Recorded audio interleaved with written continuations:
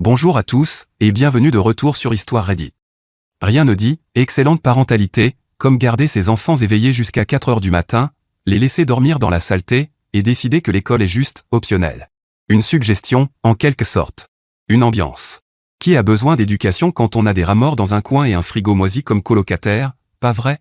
Et les adultes autour d'elle? De véritables légendes. Dépenser des milliers d'euros, faire 2 heures de route, prendre des semaines de congé, tout ça pour quelqu'un qui ne pouvait même pas se donner la peine de poser sa vape et de ramasser un sac poubelle. Mais bon, qui sommes-nous pour juger? Sauf que voilà, ce n'est pas juste une histoire de maison en désordre. C'est l'effondrement complet, sur des années, d'une famille, d'un système qui a échoué à protéger des enfants qui méritaient tellement mieux, et de personnes qui ont sincèrement tout essayé. Alors restez avec moi. Parce que celle-ci va vous marquer. J'ai appelé les services sociaux pour ma sœur parce que ses enfants vivaient dans les déchets et n'allaient pas à l'école.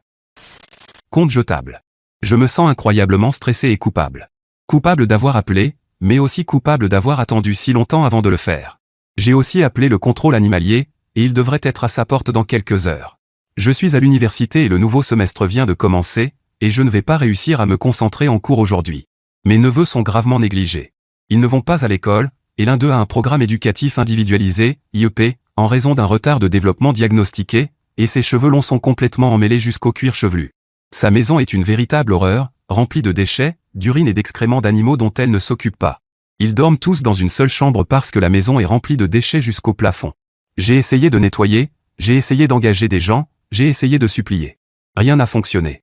J'ai dépensé des milliers d'euros pour essayer de nettoyer cette maison et rien ne l'atteint. Ma sœur a besoin d'une aide psychiatrique et elle refuse de la chercher. La femme que je connaissais il y a plus de 5 ans n'aurait jamais traité des êtres vivants de cette manière. Je ne sais plus qui elle est. Elle ment tellement que je n'ai aucune idée de ce qui est vrai quand elle me parle. L'école est sur le point de l'emmener en justice pour négligence éducative. Elle les garde dehors jusqu'à l'aube pour faire des livraisons de nourriture, puis ils dorment jusqu'à 16 heures. Et cela se répète tous les jours. Les enfants n'ont pas d'amis ni de vie sociale. Ils savent à peine comment se comporter avec les autres. Je suis écœuré et triste. Ma sœur était ma meilleure amie, mais je peux à peine la regarder sans avoir envie de vomir. Nos parents ont abandonné et ne veulent plus s'impliquer. Ils ont essayé tout ce que j'ai essayé et lui ont donné énormément d'argent parce qu'elle refuse de travailler. Je ne veux pas qu'ils m'en veuillent d'avoir appelé, mais je ne les voyais pas agir. J'ai moi-même 2 enfants à m'occuper, et accueillir mes neveux déstabiliserait complètement mon foyer, mais s'ils sont retirés de sa garde, je préférerais qu'ils viennent chez moi pendant qu'elle reçoit de l'aide.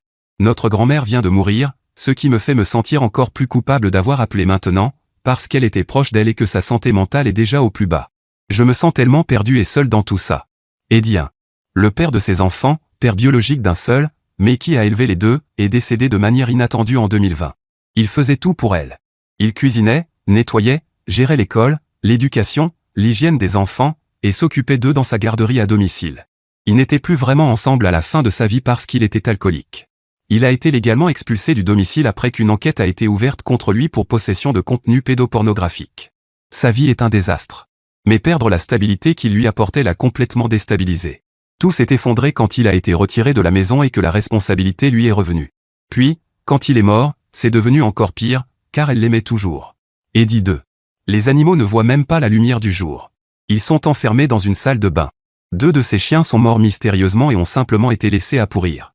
Elle refuse de me laisser entrer pour voir leur état actuel, mais son ami me dit que l'un d'eux a une énorme masse, est très malade et doit être euthanasié.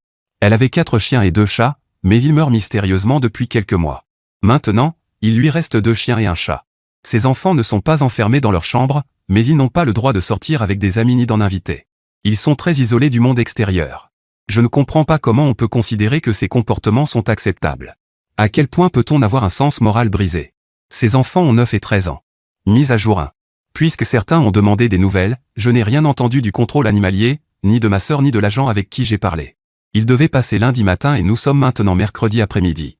Je ne sais pas si cela a eu lieu sans qu'on me le dise, mais il n'y a pas grand-chose à mettre à jour de ce côté-là. Je n'ai pas non plus eu de nouvelles du département de la protection de l'enfance ou des services sociaux, CPS. La meilleure amie de ma sœur me tient informée de la situation. Elle essaie aussi de nettoyer sa maison et fait 2 heures de route pour emmener mes neveux à l'école afin que ma sœur n'ait pas à le faire. Je ne suis pas d'accord avec ça, même si je suis contente qu'ils aillent à l'école. J'ai dit à son amie qu'elle ne devrait pas la tirer d'affaire, parce que si elle n'est pas capable de faire ces choses sans aide, alors nous ne l'aidons pas vraiment. J'ai été exactement à sa place. En gros, elle et moi il y a 6 mois. Sa meilleure amie ne se contente pas de faire 2 heures de route aller-retour pour aider ma sœur, elle a aussi pris des congés pour nettoyer la maison. Je ne pense pas qu'elle puisse aller très loin toute seule, mais ma nièce a maintenant plus ou moins un sol dans sa chambre. Elle m'a aussi envoyé des objets à publier sur Marketplace pour les vendre, y compris un enclos pour lapin dont j'ignorais l'existence. On m'a dit que ce lapin est aussi mort mystérieusement. Les enfants sont allés à l'école ces 3 derniers jours, en retard, grâce à l'amie de ma sœur. J'ai peur qu'elle n'aggrave le problème en faisant les choses à sa place, mais en même temps, les enfants doivent y aller. C'est une situation extrêmement difficile. Elle m'a dit que ma sœur dormait encore alors qu'il est actuellement 14 heures, parce qu'elle a fait des livraisons de nourriture toute la nuit. Je ne sais pas comment elle pense pouvoir continuer comme ça. Merci à tous pour vos mots gentils et vos conseils. Ça fait vraiment du bien de les lire. Vous n'avez aucune idée à quel point cela m'aide. Mise à jour 2. Ma sœur est très en colère contre moi parce que j'ai dit à notre mère que ses enfants n'allaient pas à l'école, même après la réunion qu'elle a eue avec l'établissement où on lui a donné jusqu'au 19 pour se ressaisir, sinon ils l'emmèneront en justice pour négligence éducative. Ma mère n'a pas apprécié, elle l'a appelé et lui a dit quelques vérités, ce à quoi ma sœur lui a répondu de supprimer son numéro. Elle ne me parle toujours pas, mais elle finira par passer à autre chose. Elle ne passera probablement pas à autre chose pour l'histoire des services de protection de l'enfance. Je n'ai eu aucune nouvelle ni du contrôle animalier, et elle n'a rien dit non plus, donc on est toujours dans l'attente. L'école a mis en place un plan avec elle pour que les enfants soient présents à 7h15, parce qu'elle a affirmé que le problème venait du fait que les enfants ne voulaient pas y aller et qu'ils devaient être surveillés à leur arrivée. Comme elle les dépose constamment en retard, vers midi, toute cette semaine, ils sont arrivés au moins 1h30 en retard malgré les efforts de son amie. Sa meilleure amie me tient informé et fait 2 heures de route dans chaque sens pour les emmener à l'école. Quand elle est restée dormir sur place, elle a dormi dans le garage tellement l'odeur d'urine et d'excréments était insupportable. Son amie est rentrée chez elle hier soir pour se reposer un peu avant de reprendre le travail demain, elle a pris une semaine de congé pour ma sœur. Actuellement, il est 9h30, je n'ai vu aucun mouvement de sa position depuis sa maison, donc je sais que ses enfants n'iront probablement pas à l'école aujourd'hui. Elle m'a dit que se lever n'était pas le problème, mais son amie m'a confié qu'elle passe ses nuits à faire des livraisons de nourriture et dort jusqu'à 14h ou 15h pendant que son amie emmène les enfants à l'école. Quel est son plan maintenant que son amie a repris sa propre vie? Sa meilleure amie est exactement là où j'étais il y a 1 an. Elle pense pouvoir la réparer. Elle a acheté de nouveaux vêtements pour les enfants parce que rien ne leur allait, et elle a essayé de nettoyer la maison. Elle a passé 12 heures à nettoyer et n'a à peine fait qu'une infime partie. Elle a trouvé 2 énormes rats morts dans les pièces communes, sur lesquels les chiens urinaient probablement pour masquer l'odeur. Je suis complètement dégoûté. Elle m'a dit que ses enfants n'iraient nulle part et d'arrêter de réorganiser ma maison pour eux, mais elle ne fait rien pour améliorer la situation de ses enfants. Je veux ses enfants chez moi plus que tout. Eddie, je viens de rappeler les services de protection de l'enfance. Je leur ai donné toutes les nouvelles informations que j'ai reçues de sa meilleure amie et je leur ai envoyé des photos des chambres des enfants.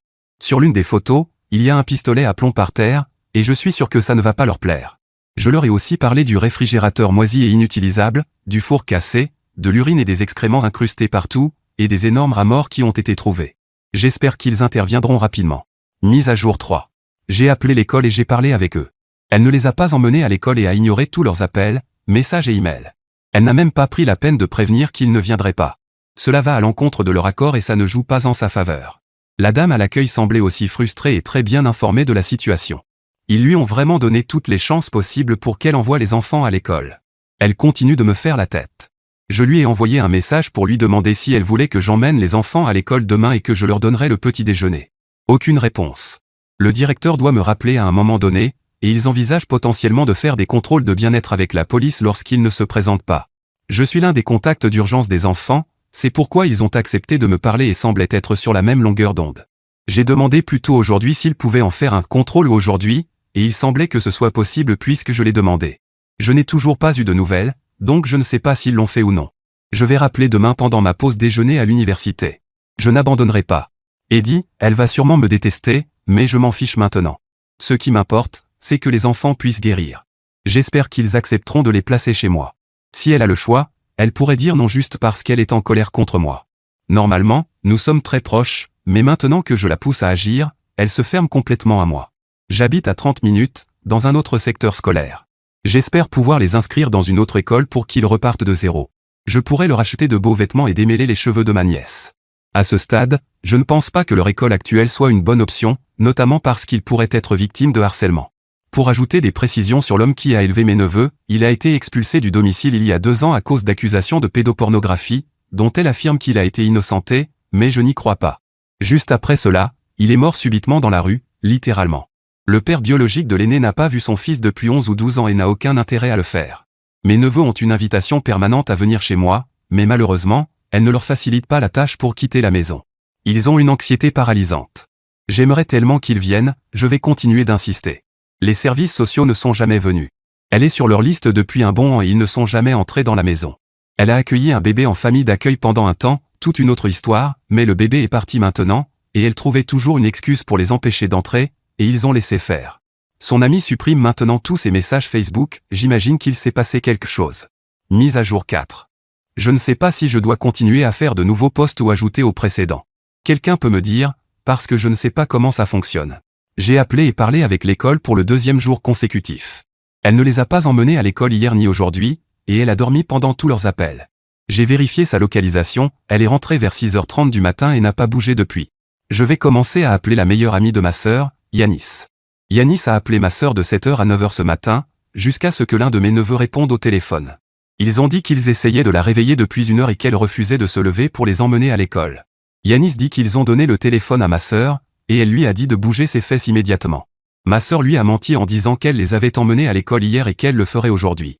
Spoiler, elle ne l'a pas fait. Yanis est bouleversée parce qu'elle lui a menti, mais je pense qu'elle lui a toujours menti, elle s'en rend juste compte maintenant. Quelques heures plus tard, je commence à recevoir des notifications pour chaque message que Yanis supprime, des messages qui incriminent ma sœur. Des dizaines de messages, y compris des photos. Heureusement, j'avais déjà presque tout sauvegardé. Je lui ai demandé ce qu'elle faisait et elle m'a ignoré pendant un moment. Puis elle m'a appelé. Elle pleurait, bouleversée, et m'a dit « Qu'est-ce que tu as fait ?» J'ai fait comme si de rien n'était. Apparemment, ma sœur l'a appelée furieuse, en criant que les services de protection de l'enfance étaient intervenus, puis elle lui a raccroché au nez. Elle pense que c'est Yanis qui a appelé. Je me sens assez mal pour ça. Je n'ai aucune idée s'ils sont venus sur place ou s'ils ont simplement appelé, mais ça n'avait pas l'air bon. Elle a une inspection prévue, mais on ne sait pas quand. J'aimerais savoir ce qui s'est passé. Tout ce que je sais, c'est qu'ils ont mentionné des choses que Yanis m'avait dites uniquement à moi, donc ça finira forcément par remonter jusqu'à moi. Pour l'instant, elle ne semble pas avoir dit quoi que ce soit à ma sœur.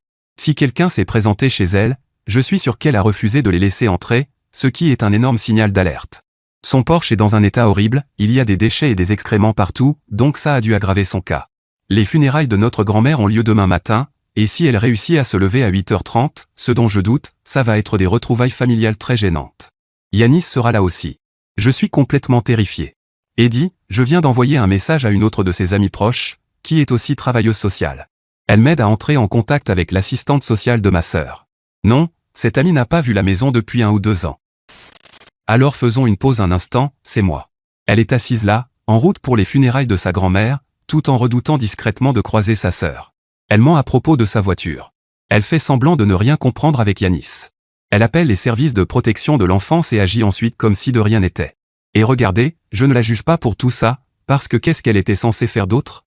Mais est-ce qu'on peut reconnaître tout ce que cette femme porte sur ses épaules en ce moment? C'est une étudiante. Elle a ses propres 2 enfants à la maison. Elle vient de perdre sa grand-mère. Et au lieu de faire son deuil comme n'importe qui, elle coordonne avec des travailleurs sociaux, appelle des écoles pendant sa pause déjeuner, et se prépare mentalement à des funérailles familiales tendues où sa sœur pourrait débarquer en voulant lui emprunter sa voiture. Voici la vérité dérangeante, elle fait tout correctement, et pourtant ça ne change presque rien. Les enfants ne vont toujours pas à l'école. La maison est toujours un désastre. Et maintenant, Yanis supprime littéralement des preuves pour protéger la personne qui détruit la vie de ses enfants. Et cette scène aux funérailles? Les derniers mots de la grand-mère étaient de lui dire d'arrêter d'être dur avec sa sœur. Même dans la mort, cette femme n'a pas eu de répit. C'est ça qui me touche le plus. Elle se bat pour ses enfants complètement seule, et d'une manière ou d'une autre, c'est encore elle qui se sent coupable. Ce n'est pas juste. C'est vraiment, profondément injuste. Maintenant, retour à l'auteur du post. Mise à jour 5. Elle n'est pas allée aux funérailles. Yanis a fait 2 heures de route pour essayer de la faire sortir de chez elle, mais elle a refusé d'y aller. Maintenant, Yanis est en train de nettoyer sa maison pendant que ma sœur ne fait absolument rien. Je lui ai dit de laisser tomber, mais elle pense qu'elle aide. L'inspection du département de la protection de l'enfance est prévue tôt lundi matin. Yanis fait tout ce qu'elle peut pour cacher les preuves. Toutes les deux sont plus préoccupées par le fait de découvrir qui a appelé que par le bien-être des enfants. Je suis complètement écœuré. Yanis pense être une bonne amie loyale, mais je ne le vois pas du tout comme ça. J'aimerais ne plus jamais avoir à parler à aucune des deux, mais mes neveux ne méritent pas d'être isolés. Merci d'avoir écouté mes plaintes. Mise à jour 6. Ma sœur a son inspection demain matin. Je ne sais pas à quelle heure parce qu'elle refuse de nous le dire. Elle n'a rien fait pour améliorer la situation. J'imagine qu'elle ne les laissera tout simplement pas entrer, et ils devront obtenir une ordonnance du tribunal. Si quelqu'un sait comment ça fonctionne, merci de me le dire. J'ai aussi envoyé un long email au département de la protection de l'enfance expliquant tout ce qui concerne Yanis. Je leur ai également proposé ma maison et mon temps s'ils ont besoin de moi. Je ferai une mise à jour plus détaillée après avoir su ce qui se passe demain. J'espère que l'assistante sociale m'appellera pour me tenir informé. Eddie, la dernière chose que ma grand-mère m'a dite, c'était d'arrêter d'être aussi dur avec ma sœur. J'ai dit à Yanis 1 million de fois ces 3 derniers jours qu'elle était en train de devenir la complice de ma sœur. Ce n'est pas aux enfants de porter la santé mentale de leur mère.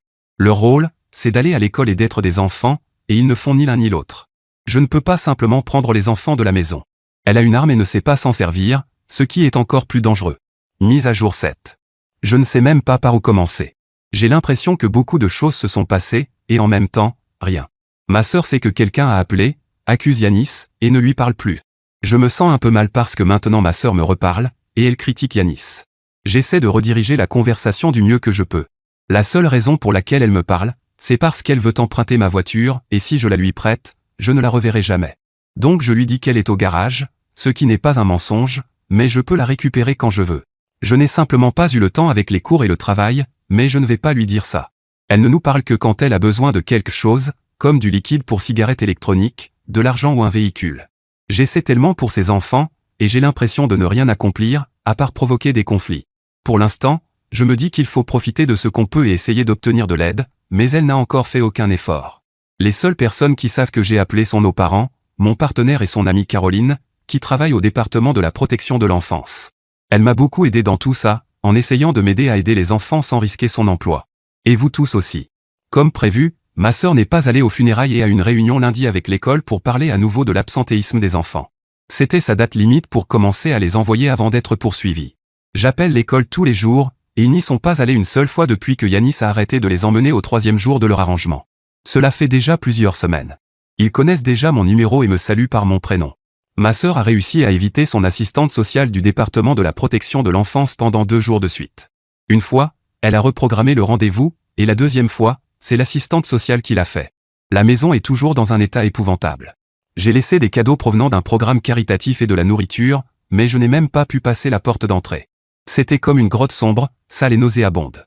Elle est toujours dans le déni et dit, Yanis a appelé les services pour une courgette moisie, elle est morte pour moi. En réalité, elle est complètement délirante. Il n'y a aucune chance qu'elle croie vraiment ça, pas après ce que j'ai vu et senti dans sa maison. Elle critique même Yanis à propos de son chat et de ses chatons, en disant que, chez elle, au moins, il n'y a pas de merde ni de pisse. Si, il y en a, beaucoup, mais elle ne quitte simplement pas sa chambre. Elle n'a fait aucun effort pour nettoyer sa maison, mais elle consacre énormément de temps à essayer de découvrir qui l'a dénoncé, ce qui est écœurant. J'ai tout dit à son amie Caroline, qui essaie de lui parler, mais ma sœur lui ment en face, ce qui n'aide pas, puisque moi je lui ai tout raconté. Elle a dit qu'elle pourrait devoir rédiger son propre rapport basé sur ce que je lui ai dit et ce qu'elle a constaté. Elle a transmis mes informations à l'assistante sociale de ma sœur et m'a dit de m'attendre à un appel bientôt, car cela devient une priorité. Ma sœur va être furieuse. J'ai commencé à lui suggérer doucement de suivre un traitement et à l'habituer à l'idée que ses enfants viennent chez moi. Elle refuse catégoriquement et dit qu'ils ne quitteront sa maison sous aucun prétexte. Malheureusement, elle n'a pas vraiment le choix, mais j'ai besoin qu'elle coopère avec notre plan une fois qu'ils seront retirés. Je n'ai aucune idée de la façon dont elle va réagir, et ça me terrifie. Surtout pour ses enfants. Elle ne leur facilitera pas la tâche. Si elle doit aller au tribunal, elle recevra une copie de la déclaration sous serment avec mon nom et le rapport exact que j'ai fait.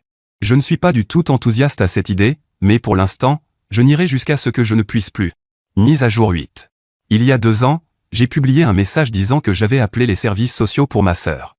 Le post est devenu viral, et j'ai fini par le supprimer parce que j'avais peur que ma sœur le voie vu à quel point il devenait populaire. Je reçois encore des messages sur ce compte me demandant des nouvelles. Vous m'avez beaucoup aidé à extérioriser tout ça, donc je pense vous devoir une mise à jour. Elle n'est pas bonne. Nous devons faire attention à ce que nous disons et faisons pour continuer à avoir accès aux enfants. Ma sœur est une narcissique typique et elle les a complètement manipulés. Voici un rappel du contexte. Maison envahie par les déchets, ils devaient tous partager une seule chambre parce qu'ils n'avaient pas accès aux autres pièces. La maison est un danger sanitaire, urine et excréments partout. Chiens morts, oui, au pluriel, et des rats dans les coins qu'ils n'arrivaient pas à attraper. De la nourriture moisie et pourrie partout, y compris dans le frigo, ils devaient commander à manger pour chaque repas. Drain financier, ma mère et moi avons dépensé des milliers d'euros et des heures à engager des services de nettoyage, des déménageurs, et à mobiliser amis et famille pour aider. Ma sœur restait assise à la table à vapoter et à faire défiler son téléphone parce que c'était trop accablant pour elle. Son compagnon était mort 2 ans auparavant, et c'était son excuse pour ne pas remettre de l'ordre dans sa vie pour ses enfants. Encore aujourd'hui, elle dit qu'elle n'a pas aidé parce qu'elle n'était pas prête. Nous l'avons suppliée de suivre un traitement. Négligence, elle emmenait ma nièce faire des livraisons de nourriture à toute heure de la nuit avec ses amis consommateurs de drogue, tandis que mon neveu restait à la maison à jouer aux jeux vidéo. Des pistolets à plomb chargés traînaient partout dans la maison. Absence scolaire au point d'avoir des contrôles quotidiens, le directeur venant frapper à la porte, et ma sœur traînait devant la justice. Des animaux vivant dans la saleté, obligés de faire leurs besoins dans la maison. Ma sœur essayait activement de tomber enceinte. Mise à jour à ce jour. Les services de protection de l'enfance n'ont absolument rien fait. Ils ont déclaré que les enfants n'étaient pas en danger immédiat et qu'ils ne pouvaient rien faire. L'amie complaisante de ma sœur, Yanis, a nettoyé les chiens morts et remplacé les sols dans ses pièces avant l'arrivée de l'assistante sociale. Je leur ai dit, mais ça ne les intéressait pas tant que c'était fait. Yanis a aussi nettoyé la cuisine et une chambre, les rendant presque habitables pour que l'assistante sociale puisse voir qu'ils avaient une cuisine et une chambre. À noter, il y a plus de 5 pièces dans la maison auxquelles ils n'avaient pas accès, avec des animaux morts à l'intérieur. Ma sœur n'a pas laissé l'assistante sociale entrer dans les autres pièces, et celle-ci l'a accepté. Ma sœur a un nouveau petit ami depuis 4 ou 5 mois. C'est un consommateur de drogue avec un passé violent et criminel, qui entre et sort de prison. Ma sœur approche des 40 ans et son nouveau compagnon en a 22. Je ne sais pas ce qu'il tire de cette relation, aucun des deux n'a quoi que ce soit à offrir. Yanis a exprimé des inquiétudes concernant le comportement de ce petit ami envers ma nièce de 11 ans, notamment le fait qu'il se blottit avec elle seule dans la voiture. Ma sœur, son petit ami et les enfants ont vécu chez Yanis quelques mois après que leur maison ait été infestée de puces et qu'ils ne pouvaient plus y rester. C'était, je crois, en août. Yanis a fini par les mettre à la porte après qu'ils aient saccagé sa maison, se soit plaint quand elle leur demandait de l'aide, n'ait rien contribué financièrement, et qu'elle ait dû continuer à acheter des vêtements et des produits d'hygiène pour tout le monde. Je lui ai dit de couper les ponts, mais elle s'inquiète pour les enfants. Pendant cette période, ma nièce dormait dans la voiture parce qu'elle ne se sentait pas à l'aise chez Yanis, donc elle dormait chaque nuit dans une voiture en marche. Les voisins ont appelé la police à plusieurs reprises. Elle a dû trouver un appartement. Nous pensions tous que ma sœur l'avait perdue, mais elle affirme qu'elle n'a pas encore été expulsée, seulement menacée. Ma mère a envoyé de l'argent à son propriétaire et a payé une autre benne à ordures qui est actuellement dehors, inutilisée, parce qu'elle est trop débordée. Ma mère en a assez. Ma sœur a finalement perdu l'appartement. Ils sont restés quelques jours chez ma mère après avoir été mis dehors par Yanis, où ma mère a acheté de nouveaux vêtements pour tout le monde, y compris le petit ami. Ma nièce et mon neveu ont maintenant 11 et 16 ans. Ils ne sont pas allés à l'école depuis plus de 2 ans. Après que l'école soit devenue trop critique, selon ses mots, elle les a retirés pour faire de l'enseignement à domicile. Notre État n'a aucune règle ni réglementation sur l'école à domicile, donc elle n'a même pas besoin de falsifier des documents. Mon neveu a 16 ans et ne sait même pas combien il y a de jours dans un mois.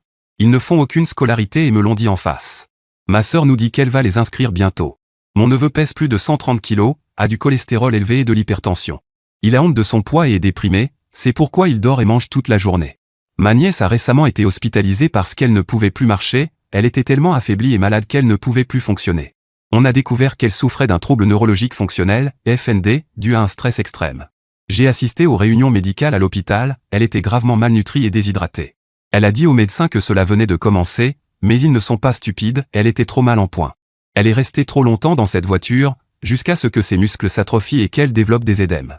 Cela durait depuis bien plus longtemps que nous ne le pensions. Ma sœur ne l'avait jamais emmenée chez le médecin par peur d'être jugée. Elle n'emmène plus aucun des enfants chez leur médecin traitant. Vous l'avez deviné, ils sont trop critiques. Finalement, elle a eu peur que ma nièce meure et l'a emmenée aux urgences. Elle a dû y rester 3 semaines. L'hôpital avait de nombreuses inquiétudes mais n'a pas appelé. J'ai eu des réunions avec eux et je leur ai tout raconté. J'espérais vraiment qu'ils signaleraient la situation et que cela aurait plus de poids venant d'eux que de moi. Le petit ami est resté dans la chambre d'hôpital avec elle et le personnel avait de nombreuses inquiétudes. Il a donné à ma nièce un spray au poivre comme jouet sensoriel, selon lui, et il est tombé quand l'infirmière a essayé de l'aider à aller aux toilettes. Mes parents sont maintenant divorcés à cause de ma sœur. Notre père ne veut plus rien avoir à faire avec elle, tandis que ma mère voulait continuer à l'aider à cause des enfants. Je comprends les 2 points de vue, et il n'y a pas de bonne réponse. Cela a été une véritable bombe dans nos vies à tous. Ma sœur a brûlé tous les ponts et passe ses journées à faire des livraisons pour payer une chambre d'hôtel. C'est donc là qu'ils vivent tous, y compris son petit ami. Ou dans la voiture, ou dans une chambre d'hôtel. La voiture dans laquelle ils ont mystérieusement des accidents, puis mentent sur les circonstances. Ma sœur essaie toujours activement de tomber enceinte.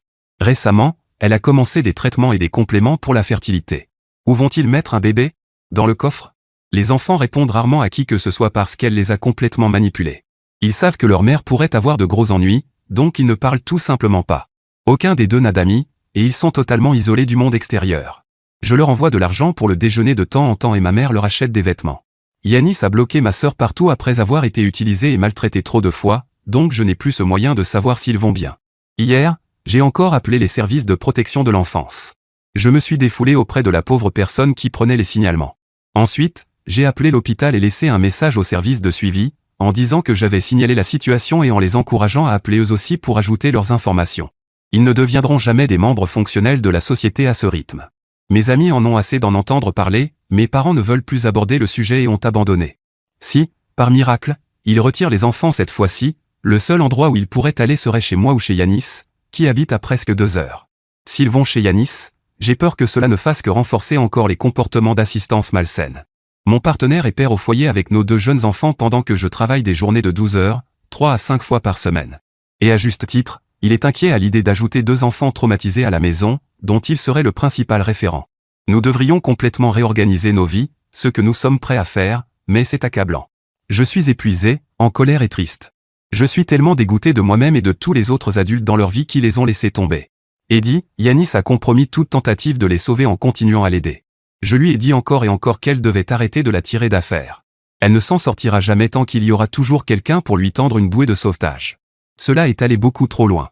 J'aime mes amis, mais je ne ferai jamais ce genre de choses pour eux.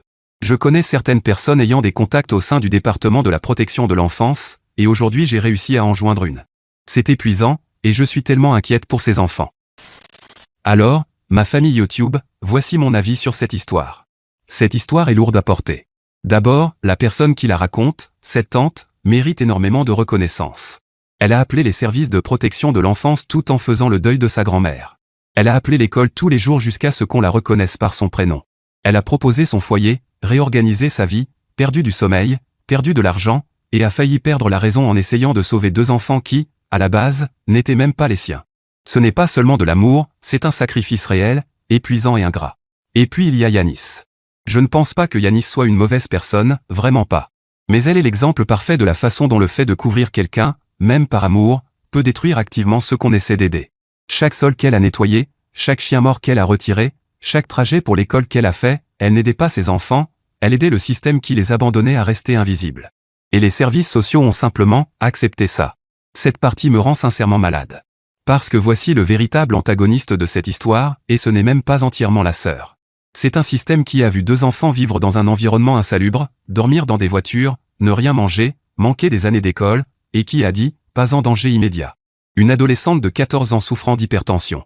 Une enfant de 11 ans hospitalisée pour malnutrition, tellement faible qu'elle ne pouvait pas marcher. Et malgré tout, le seuil du « danger immédiat » n'a pas été atteint. Ça devrait tous nous bouleverser. Maintenant, la leçon, et elle est douloureuse. On ne peut pas sauver quelqu'un qui ne veut pas être sauvé. On ne peut pas aimer des enfants jusqu'à les mettre en sécurité quand le système censé les protéger détourne le regard. Savoir quand insister et quand se protéger soi-même, c'est essentiel. Mais aussi, n'arrêtez pas d'être la personne qui appelle. N'arrêtez pas d'être la tante, le voisin, l'ami qui remarque. Parce que pour ces enfants, elle était la seule adulte qui a refusé de détourner le regard. Et ça compte plus qu'elle ne le saura jamais. Alors les amis, qu'en pensez-vous? Dites-moi en commentaire. Et merci d'avoir suivi cet épisode de Histoire Reddit. N'oubliez pas de liker et de vous abonner. À très bientôt pour la prochaine histoire.